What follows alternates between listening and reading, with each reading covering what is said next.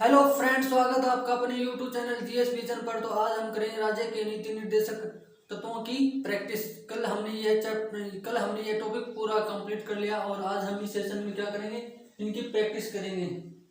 तो चलो शुरू करते हैं हम आज का अपना सेशन। आपको ये सेशन अच्छा लगे तो लाइक करना और शेयर करना अपने दोस्तों में और सब्सक्राइब करना।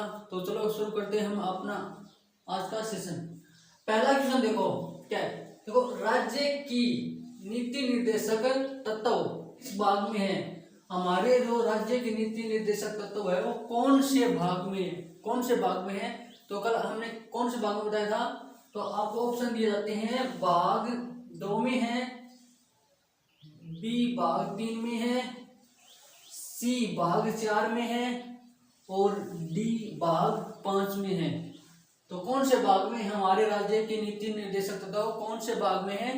भाग 4 में। कौन से है? भाग 4 में। आपको पता है कि भाग 3 में क्या है?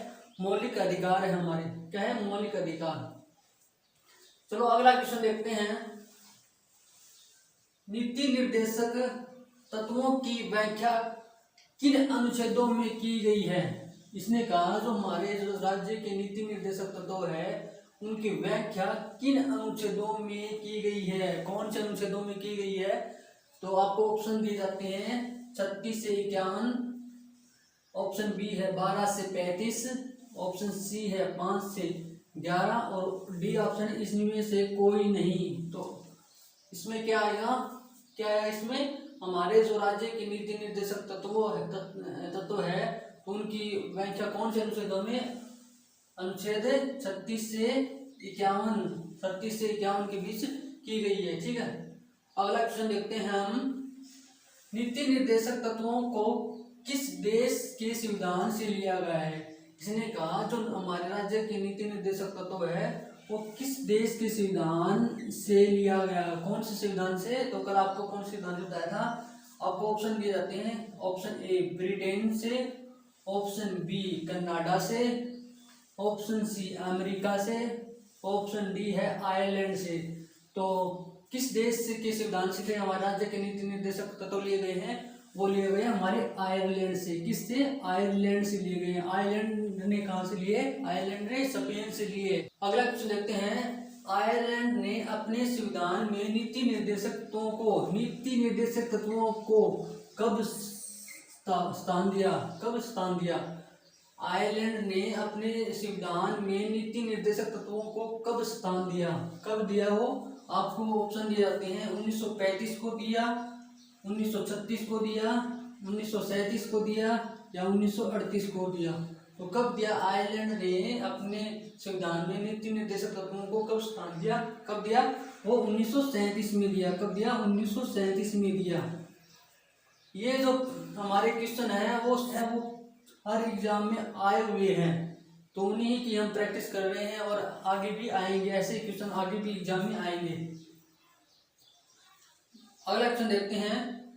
निम्न में से कौन सा कथन, देखो निम्न में से कौन सा कथन नीति निर्देशक तत्वों के बारे में सही है? कौन सा सही है? आपको ऑप्शन दिए जाते हैं। इन्हें नैतिक एवं राजनीतिक मान्यता प्राप्त नहीं है। ऑप्शन बी दिया जाता है कि इनकी जो प्रकृति है वो समाजवादी है। अगला ऑप्शन आपका ये अपने आप लागू हो जाते हैं। ऑप्शन डी आपका इन्हें कानूनी रूप से न्यायालय द्वारा लागू कराया जा सकता है। तो कौन सा है इसमें? कहा कि नीति निर्देशक तत्वों के बारे में सही, आपको सही करना है। तो कौन सा इसमें है? बी, इनकी जो प्रकृति है वो क्या है? समाजवादी है। क्या है? समाजवादी। इसमें क्या है? इसमें सही का है कि इसमें सही कौन सा है? ठीक है। राज्य की नीति निर्देशक तत्व किसके लिए आधार है? किसके लिए आधार है? हमारे जो राज्य के नीति निर्देशक तत्व है वो किसके लिए आधार है? किसकी आधार मतलब बेस है? किस पर बेस है हमारे? आपको ऑप्शन दिया जाता है कि ऑप्शन ए है पिछड़े वर्गों के लिए, आपका ऑप्शन है बी है आपको व्यक्तिगत अधिकारों का संरक्षण, और सी आपका न्याय का प्रशासन, और डी आपका राज्य का प्रशासन। तो किसके बेस पे है? किस पे बेस पे है? तो हमारा ऑप्शन है डी, राज्य के प्रशासन के लिए। देखते हैं अगला क्वेश्चन क्या है। नीति निर्देशक तत्वों को कितने भागों में बांटा गया है? तो हमने कल बताया था आपको, राज्य के जो नीति निर्देशक तत्व है उनकी कितनी विचारधाराएं हैं जो संविधान में नहीं दी गई है, लेकिन इनको कितने भागों में बांटा गया है? आपको ऑप्शन दिए जाते हैं 2 भागों में, ऑप्शन बी दिया जाते हैं 3 भागों में, ऑप्शन सी दिया जाता है 4 भागों में और ऑप्शन डी दिया जाता है 5 भागों में। तो बताओ कितने भागों में बांटा गया है हमारे जो राज्य के नीति निर्देशक तत्व कितने भागों में? तो उसको 3 भागों में बांटा गया है। ऑप्शन बी से इसका ऑप्शन 3 कौन कौन सी है आपको बताइए? समाजवादी है, गांधीवादी विचारधारा है और उदारवादी विचारधारा है। चलो अगला क्वेश्चन देखते हैं हम, जैसे कि राज्य के नीति निर्देशक तत्वों को लागू करने के लिए कोई भी नागरिक कहाँ जा सकता है? आपका ऑप्शन है ए, सुप्रीम कोर्ट के पास जा सकता है, हाई कोर्ट के पास जा सकता है, हाई कोर्ट और सुप्रीम कोर्ट ये भी दोनों में जा सकता है, किसी भी अदालत के पास नहीं जा सकता। तो आपका कौन सा ऑप्शन है जो हमारे नीति निर्देशक तत्वों को लागू करवाने के लिए कोई भी नागरिक कहाँ जा सकता है? कहाँ जा सकता है? वो किसी भी अदालत में पास नहीं जा सकता। ऑप्शन डी, किसी की अदालत के पास नहीं जा सकता। हमारे जो मौलिक अधिकार है ना, तो उसमें हम सुप्रीम कोर्ट या हाई कोर्ट जा सकते हैं, ठीक है, लेकिन इसमें किसी भी अदालत के पास नहीं जा सकते, ठीक है। तो राज्य के नीति निर्देशक तत्वों को लागू करवाने के लिए हम किसी भी अदालत के पास नहीं जा सकते। तो ऑप्शन इसका डी है। अगला क्वेश्चन देखते हैं, संविधान सभा में नीति निर्देशक तत्वों का निर्माण किसके द्वारा किया गया? जो हमारे संविधान सभा में जो हमारे नीति निर्देशक तत्व है उनका निर्माण किसके द्वारा किया गया? किसके द्वारा किया गया? ऑप्शन आपको दिए जाते हैं प्रारूप समिति के द्वारा, ऑप्शन बी दिया जाता है आपको मूल अधिकारों की उप समिति द्वारा, ऑप्शन सी दिया जाता है आपको निर्देशक तत्वों के लिए अलग समिति द्वारा, या डी आपको दिया जाता है इसमें से कोई नहीं। तो किसके द्वारा? हमारे जो नीति निर्देशक तत्व है उनका निर्माण किसके द्वारा किया गया? किसके द्वारा किया? उनका निर्माण है मूल अधिकारों की उप समिति। तो ऑप्शन बी आएगा इसका, ऑप्शन बी, मूल अधिकारों की उप समिति द्वारा इनका निर्माण किया गया, ठीक है। अगला क्वेश्चन देखते हैं हम, जो नीति निर्देशक तत्वों किस समिति की सिफारिश, नीति निर्देशक तत्व किस समिति की सिफारिश के आधार पर संविधान में शामिल किया गया? कौन सी सिफारिश थी वो जिसमें संविधान में से शामिल किया गया? कौन सी सिफारिश थी? तो ए दिया जाता है आपको सप्रू समिति द्वारा, ऑप्शन बी दिया जाता है आपको श्रवण सिंह समिति द्वारा, ऑप्शन सी दिया जाता है आपको ठुंगन समिति द्वारा, और ऑप्शन डी दिया जाता है आपको उपरोक्त में से कोई नहीं, या इनमें से कोई नहीं। तो आप इसमें कौन सा ऑप्शन लगाएंगे? जो हमारे नीति निर्देशक तत्व किस समिति की सिफारिश का विधान वो है सप्रू समिति द्वारा। किसके द्वारा? सप्रू समिति द्वारा। अगला क्वेश्चन देते हैं हमारे, राज्य के जो नीति निर्देशक तत्व है एक ऐसा चेक है जो बैंक की सुविधा अनुसार अदा की जाएगी। यह कथन किसका है? किसने कहा कि नीति निर्देशक तत्व है वो एक चेक है? किसने कहा? ये आपको ऑप्शन दिया जाता है कि एम स्वामीनाथन ने कहा, ऑप्शन बी दिया जाता है आपको के.टी. साहा ने कहा, ऑप्शन सी दिया जाता है आपको सी राजगोपालाचारी ने कहा, डी दिया जाता है आपको टी.के. नंद ने कहा। तो आपका क्वेश्चन कौन सा ऑप्शन है? कौन सा ऑप्शन आपको? ऑप्शन है बी, के.टी. साहा ने कहा, ठीक है, के.टी. साहा ने कहा ये ऐसा चेक है जो बैंक की सुविधा के अनुसार दिया जाएगा, ठीक है। तो अगला क्वेश्चन देखते हैं हम, किसने नीति निर्देशक तत्वों को अनोखी विशेषता वाला कहा? किसने कहा कि नीति निर्देशक तत्व है वो एक अनोखी विशेषता है? किसने कहा? तो आपको ऑप्शन दिए जाते हैं, अंबेडकर साहब ने कहा, ऑप्शन बी दिया जाता है आपको नेहरू जी ने कहा, और ऑप्शन सी दिया जाता है आपको तेज बहादुर सप्रू ने कहा, और डी आपको दिया जाता है के.टी. साहा ने कहा। तो इसमें से कौन सा ऑप्शन है आपका? कौन सा ऑप्शन है? ये कथन ये विशेषता किसने कही? ये अंबेडकर साहब ने कही थी, अंबेडकर साहब ने। अगला क्वेश्चन देखते हैं हम, किसने कहा कि जो नीति निर्देशक तत्वों का उद्देश्य एक आर्थिक प्रजातंत्र की स्थापना करना है? किसने कहा? तो आपको ऑप्शन दिया जाता है कि नेहरू जी ने कहा, ऑप्शन बी दिया जाता है डॉक्टर के.एम. मुंशी ने कहा, और सी दिया जाता है डॉक्टर अंबेडकर साहब ने कहा, और डी दिया जाता है आपको इसमें से कोई नहीं। तो किसने कहा कि आर्थिक प्रजातंत्र है, नीति निर्देशक तत्व है, तो किसने कहा ऑप्शन आपका सी है, डॉक्टर अंबेडकर साहब ने कहा। ठीक है, डॉक्टर अंबेडकर से किसने कहा? डॉक्टर अंबेडकर साहब ने कहा। तो अगला क्वेश्चन आपका, निम्न में से किसने राज्य के नीति निर्देशक तत्वों को संविधान की आत्मा बताया था?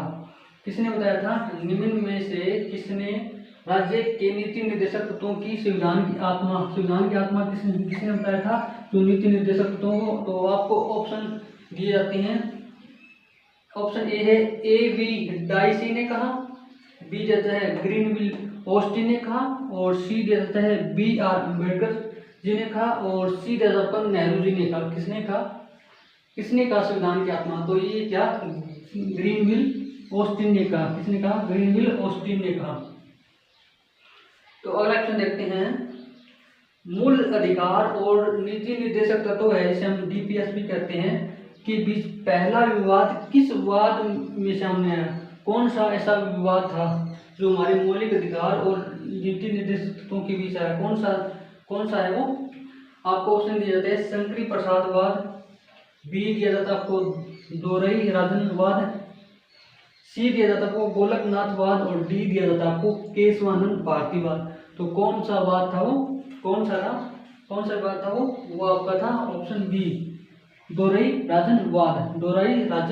इस वाद में कहा गया कि मूल जो अधिकार है और जो नीति निर्देशक तत्व है एक दूसरे के पूरक हैं। ठीक है, किसमें कहा गया? आपको ऑप्शन दिए जाते हैं, मिनरवा मिल्स मामले में कहा गया, गोलकनाथ मामले में कहा गया, केशवन कहा गया, सज्जन सिंह मामले या वाद में कहा गया। किसमें कहा गया? तो इसका ऑप्शन होगा ए, मिनरवा मिल्स मामले में कहा गया कि जो मूल अधिकार और नीति निर्देशक तत्व है वो एक दूसरे के पूरक हैं। ठीक है, अगला क्वेश्चन क्या है हमारा? अगला क्वेश्चन है सम्मान न्याय और निःशुल्क विधि सहायता का उल्लेख है। किसमें है? आपको ऑप्शन दिए जाते हैं, अनुच्छेद 39(1) में है, ऑप्शन बी है अनुच्छेद 39(2) में है, अनुच्छेद 39(3) में है, ऑप्शन डी है 39(4) में है। किसमें है? सम्मान न्याय और निःशुल्क विधि सहायता किसमें है? वो है अनुच्छेद 39(1) में, अनुच्छेद 39(1) या फिर ए में। ठीक है, 39(a) या 1 में है। महिला प्रसूति सहायता कौन से अनुच्छेद के तहत दी गई है? वो है आपको ऑप्शन दिए जाते हैं अनुच्छेद 38 के तहत, ऑप्शन बी दिया जाता है आपको अनुच्छेद 39 के तहत, ऑप्शन सी दिया जाता है आपको अनुच्छेद 41 के तहत, और अनुच्छेद 42 के तहत। किस अनुच्छेद के तहत महिला प्रसूति सहायता दी गई है? किसके? वो आएगा आपका अनुच्छेद 42 के तहत महिला प्रसूति सहायता दी गई है। अगला क्वेश्चन देखते हैं, मनरेगा का संचालन कौन सा नीति निर्देशक तत्व का पालन हुआ है? जो हमारा मनरेगा है, जिसमें आपको पता है जो गांव में जो रोजगार जैसी समस्या उत्पन्न हो रही है, तो उसके लिए केंद्र सरकार ने साल में 100 दिन काम करने का जो हमारा योजना चलाई है मनरेगा। तो उसी के बारे में है कि मनरेगा का संचालन कौन से नीति निर्देशक तत्वों का पालन हुआ है? कौन सा हो जाते हैं आपको? अनुच्छेद 40 के तहत, अनुच्छेद 41 के तहत, अनुच्छेद 42 के तहत या अनुच्छेद 43 के तहत? कौन से अनुच्छेद के तहत मनरेगा का संचालन करेगा? कौन से? वो है अनुच्छेद 43 के तहत मनरेगा का संचालन। अगला क्वेश्चन देखते हैं, सम्मान कार्य के लिए सम्मान कार्य के लिए सम्मान वेतन संविधान के किस अनुच्छेद में दिया गया है? तो आपको ऑप्शन दिए जाते हैं, ऑप्शन ए है आपका 40, अनुच्छेद 40, ऑप्शन बी है आपका 39 घ और सी आपका अनुच्छेद 41 और ऑप्शन डी आपका अनुच्छेद 42 किसके तहत समान कार्य के लिए समान वेतन संविधान के अनुच्छेद में दी गई? कौन सा है वो है आपका बी, अनुच्छेद 39 घ के। अगला क्वेश्चन देखते हैं, किस अनुच्छेद के तहत मूल अधिकारों में शिक्षा का अधिकार जोड़ा गया? किस अनुच्छेद के तहत मूल जो अधिकार है, फंडामेंटल राइट है हमारे, में शिक्षा का अधिकार जोड़ा गया? कौन सा अनुच्छेद के तहत? आपको ऑप्शन दिए जाते हैं, अनुच्छेद 44, अनुच्छेद 45, अनुच्छेद 46 और अनुच्छेद 47। कौन सा अनुच्छेद है जो मूल अधिकारों में शिक्षा का अधिकार है? वो है अनुच्छेद 45। कौन सा? अनुच्छेद 45 के तहत। अगला क्वेश्चन देखते हैं हम, वर्तमान में बीपीएसपी मतलब हमारे जो नीति निर्देशक तत्व है, किन मूल अधिकारों फंडामेंटल राइट के बारे में बात की है यहाँ पर, मूल अधिकारों पर प्रभावी है। प्रभावी मतलब जिसको मूल अधिकारों को थोड़ा कम किया जा सकता है, निर्देशक तत्वों को लागू करना हो तो जो हमारे मूल अधिकार, कौन से ऐसे मूल अधिकार है जिसको थोड़ा कम प्रभावी किया जा सकता है? कौन से है वो? अनुच्छेद आपको ऑप्शन दिए जाते हैं, अनुच्छेद 14 और 19। ऑप्शन बी आपका अनुच्छेद 23 और 27। आपको ऑप्शन सी दिया जाता है, उपरोक्त दोनों है या ए या बी दोनों है, या आपको डी ऑप्शन दिया जाता है, उपरोक्त में से कोई नहीं। तो कौन सा है जो मूल अधिकारों पर प्रभावी है? कौन सा है? वो है अनुच्छेद 14 और 19। आपका ऑप्शन आएगा ए।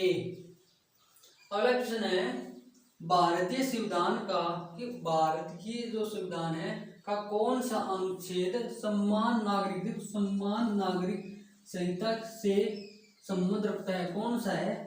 आपको ऑप्शन दिए जाते हैं, ऑप्शन ए आपका अनुच्छेद 46, ऑप्शन बी है आपका अनुच्छेद 51 और ऑप्शन सी आपका अनुच्छेद 38 और ऑप्शन डी आपका अनुच्छेद 44। कौन सा है जो समान नागरिक संहिता की बात करता है? कौन सा है? वो है आपका अनुच्छेद 44। कौन सा? अनुच्छेद 44। अगला क्वेश्चन देखते हैं, न्यायपालिका कार्यपालिका का पृथक्करण किस अनुच्छेद में किया गया है? कौन सा अनुच्छेद है से कार्यपालिका और न्यायपालिका अलग करने की बात कही गई है? कौन सा अनुच्छेद है वो? आपको ऑप्शन दिए जाते हैं, अनुच्छेद 50, ऑप्शन बी दिया जाता है आपको अनुच्छेद 51 और ऑप्शन सी दिया जाता है आपको अनुच्छेद 38, ऑप्शन डी दिया जाता है अनुच्छेद 40। कौन सा अनुच्छेद है? तो वो हमारा आएगा ऑप्शन ए, अनुच्छेद 50 के अंदर। ठीक है। अंतर्राष्ट्रीय शांति सुरक्षा से संबंधित अनुच्छेद कौन सा है?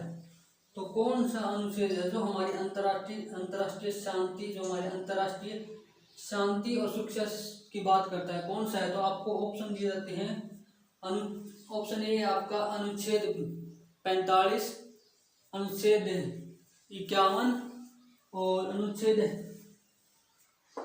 35 और अनुच्छेद आपका ऑप्शन डी आपका अनुच्छेद 46। तो कौन सा है वो है हमारा जो अंतर्राष्ट्रीय शांति और सुरक्षा से की बात करता है, वो हमारा अनुच्छेद 51 है, अनुच्छेद 51। तो ये थी हमारी आज की क्लास, जिसमें हम नीति निर्देशक के सभी क्वेश्चनों को अच्छी तरह से रिवीजन और प्रैक्टिस दोनों कर चुके हैं। आपको ये सेशन अच्छा लगा तो लाइक शेयर करना अपने दोस्तों में और सब्सक्राइब करना। जय हिंद, जय भारत।